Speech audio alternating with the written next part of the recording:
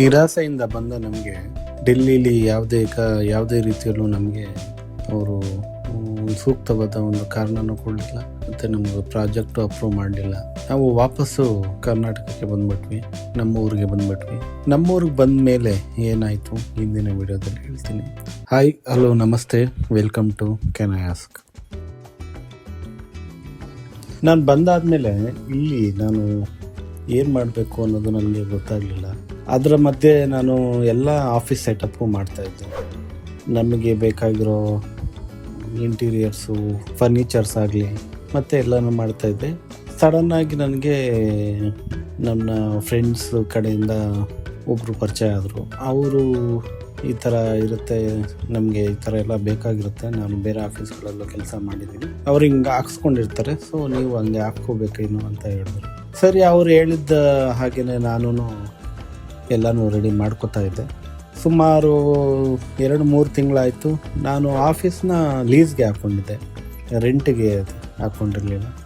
ಯಾಕಂದರೆ ಯಾವಾಗ ಸಿಗುತ್ತೋ ಏನೋ ಗೊತ್ತಿಲ್ಲ ನಮಗೆ ಪ್ರಾಜೆಕ್ಟು. ಆದ್ದರಿಂದ ನನಗೆ ಅದು ಅನುಭವ ಇತ್ತು. ನಾನು ಸಣ್ಣ ಟೌನಲ್ಲಿ ಮಾಡಿದ್ನಲ್ಲ, ಮಂತ್ಲಿ ರೆಂಟ್ ಕಟ್ಟಬೇಕಾಗುತ್ತೆ, ಅದು ಅನುಭವ ಇದ್ದಿದ್ದರಿಂದ ನಾನು ಲೀಸ್ಗೆ 3 ವರ್ಷಕ್ಕೆ ತೊಗೊಬಿಟ್ಟಿದ್ದೆ. ಸೊ ಮಂತ್ಲಿ ರೆಂಟ್ ಕಟ್ಟೋ ಥರ ಏನೂ ಇರಲಿಲ್ಲ.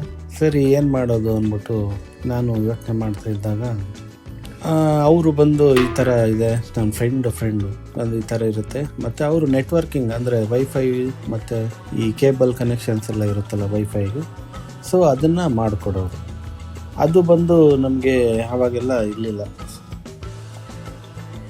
ಆವಾಗೆಲ್ಲ ಬ್ಲೂಟೂತಲ್ಲಿ ನಾವು ವೈಫೈನ ಕನೆಕ್ಟ್ ಮಾಡ್ಕೊಳ್ಳೋ ಥರ ಇತ್ತು. ಅಂದರೆ ಎಲ್ಲ ಲ್ಯಾಪ್ಟಾಪ್ಗಳೇ ತೊಗೋಬೇಕಾಗಿತ್ತು. ಸೊ ರಿಸೀವರು ಇರ್ತಿರ್ಲಿಲ್ಲ ಆವಾಗ. ಅದಾದಮೇಲೆ ನಾವೇನು ಮಾಡಿದ್ವಿ, ಎಲ್ಲ ಸಿಸ್ಟಮ್ಗಳನ್ನ ತೊಗೊಂಡು ನಾವು ಸುಮಾರು ವೈಫೈ ಕನೆಕ್ಷನ್ಗೆ ಕೇಬಲ್ ಕನೆಕ್ಷನ್ಸ್ ಎಲ್ಲ ನೆಟ್ವರ್ಕಿಂಗ್ ಎಲ್ಲ ಆಗೋಗಿತ್ತು. ಸರ್ವರು ಅದು ಏನು ಬೇಕು ಅಂತ ಅವ್ರನ್ನೇ ಕೇಳಿದಾಗ ಅವರೊಂದು ಈ ಥರ ಮಾಡಬೇಕಾಗುತ್ತೆ, ಇಲ್ಲಾಂದರೆ ಇದು ಪ್ರಾಬ್ಲಮ್ ಆಗುತ್ತೆ ಅಂದ್ಬಿಟ್ಟು ಸರ್ವರು ಅವ್ರಿಗೆ ಹೇಳಿದ್ವಿ. ಅದಾದಮೇಲೆ ಯು ಪಿ ಎಸ್ ಬೇಕೇ ಬೇಕು, ಇಲ್ಲಾಂದರೆ ಎಲ್ಲ ಶಟ್ ಡೌನ್ ಆಗುತ್ತೆ ಕರೆಂಟ್ ಹೋದಾಗ ಅಂತ ಅದನ್ನು ಅವರು ರೆಕಮೆಂಡ್ ಮಾಡಿದ್ರು. ಇಂಟೀರಿಯರ್ ಎಲ್ಲ ಆಯಿತು, ಯಾಕಂದರೆ ಇಲ್ಲಿ ನಮ್ಮ ತಾಯಿ ಮತ್ತು ಆಲ್ರೆಡಿ ದುಡ್ಡು ಕೊಟ್ಟಿದ್ರಲ್ಲ, ಸೊ ಅದರಲ್ಲೇ ನಾವೆಲ್ಲನೂ ರೆಡಿ ಮಾಡಾದ್ಮೇಲೆ ನಮಗೆ ಲೀಗಲಾಗಿ ಎಲ್ಲ ರೀತಿಯಲ್ಲೂ ಇರಬೇಕು ಅಂತ ಅಂದ್ಕೊಂಡಿದ್ದೆ. ಯಾಕಂದರೆ ಇವರು ಡೆಲ್ಲಿಗೆ ಹೋದ್ಮೇಲೆ ಅವರು ಡೆಲ್ಲಿಯಲ್ಲಿಗೆ ಕೇಳಿದ್ರಲ್ಲಿ ನಿಮ್ಮ ಹತ್ರ ಏನೇನಿದೆ ಅಂತ ಲೀಗಲಾಗಿ ಕೇಳಿದಾಗ, ಬೈ ಚಾನ್ಸ್ ನಾವು ಬೇರೆ ಪ್ರಾಜೆಕ್ಟ್ಸ್ ತೊಗೋಬೇಕು ಅಂದಾಗ ಅವ್ರೇನಾದರೂ ಕೇಳಿದ್ರೆ ಎಲ್ಲನೂ ರೆಡಿ ಮಾಡಿ ಇಟ್ಕೊಂಡಿರೋಣ ಅಂತ ನಾವು ಅಂದ್ಕೊಂಡಿದ್ವಿ.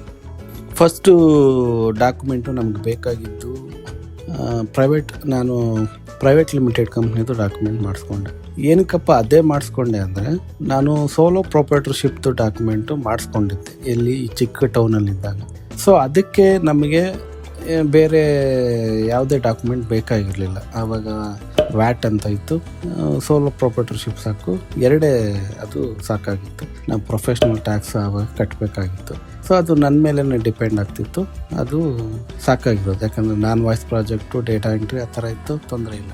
ಬಟ್ ಇದು ನಾನು ಅಫಿಷಿಯಲ್ ಆಗಿ BPO ಕಂಪ್ನಿ ಥರನೇ ಮಾಡಬೇಕು ಅಂದಾಗ ನನಗೆ ಹೇಳಿದ್ದು 50 ಮೆಂಬರ್ಸು ನಮಗೆ ಎಂಪ್ಲಾಯೀಸ್ ಇರಬೇಕು, ವಿತ್ ನೆಟ್ವರ್ಕಿಂಗ್ ತೋರಿಸ್ಬೇಕು, ವಿತ್ ಅಪ್ರೂವ್ ಇದಿರುತ್ತಲ್ಲ, ಒಂದು ಚಾರ್ಟ್ ಇರುತ್ತೆ, ನೆಟ್ವರ್ಕಿಂಗ್ ಚಾರ್ಟ್, ಅದು ಅಪ್ರೂವ್ ಆಗಬೇಕು. ಸೊ ಇದೆಲ್ಲ ಅದು ಟರ್ಮ್ಸ್ ಆ್ಯಂಡ್ ಕಂಡೀಷನ್ಸಲ್ಲಿ ಬರುತ್ತೆ.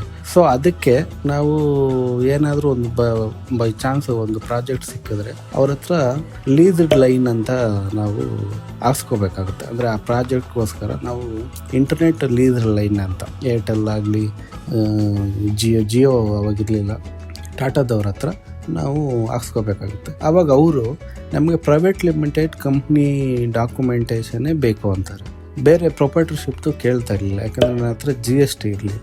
ಸೊ ಅವರು ಅದು ಕೇಳೋದಕ್ಕೆ ಸರಿ ನಾನು ಪ್ರೈವೇಟ್ ಲಿಮಿಟೆಡ್ ಕಂಪ್ನಿ ಇದೆ, ನಾನು ಮಾಡಿಸಿದ್ದೆ.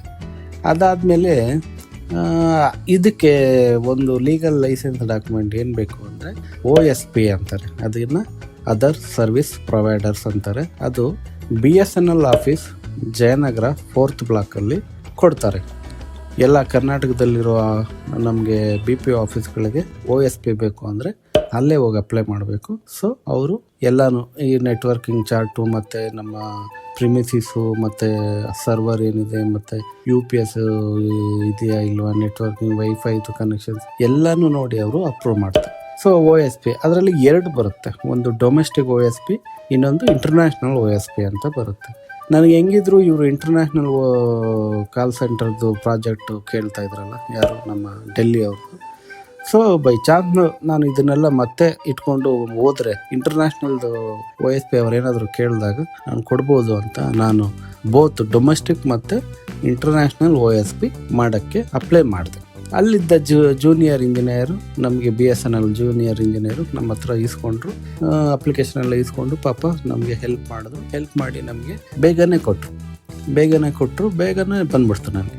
ಸೊ ಇವಾಗ ಎಲ್ಲನೂ ರೆಡಿ ಇದೆ ನನ್ನ ಹತ್ರ. ಆಫೀಸ್ ಇದೆ, ಫರ್ನಿಚರ್ಸ್ ಇದೆ, ಸಿಸ್ಟಮ್ಸ್ ಇದೆ, UPS ಇದೆ, ನೆಟ್ವರ್ಕ್ ಇದೆ, ವೈಫೈ ನೆಟ್ವರ್ಕ್ ಇದೆ, ಮತ್ತು ನೆಟ್ವರ್ಕಿಂಗ್ ಚಾರ್ಟ್ ಇದೆ, ಇಂಟೀರಿಯರ್ ಎಲ್ಲ ಆಗಿದೆ. ಇಂಟರ್ನೆಟ್ ಲೀಸ್ ಲೈನ್ ಹಾಕ್ಸ್ಕೊಂಡಿರಲಿಲ್ಲ. ಸೊ ಪ್ರಾಜೆಕ್ಟ್ ಬಂದಮೇಲೆ ನೋಡೋಣ ಅಂದ್ಬಿಟ್ಟು ಎಲ್ಲ ರೆಡಿ ಇದೆ. ನಮಗೆ ಇವಾಗ ಏನು ಬೇಕು, ಪ್ರಾಜೆಕ್ಟ್ ಬೇಕು.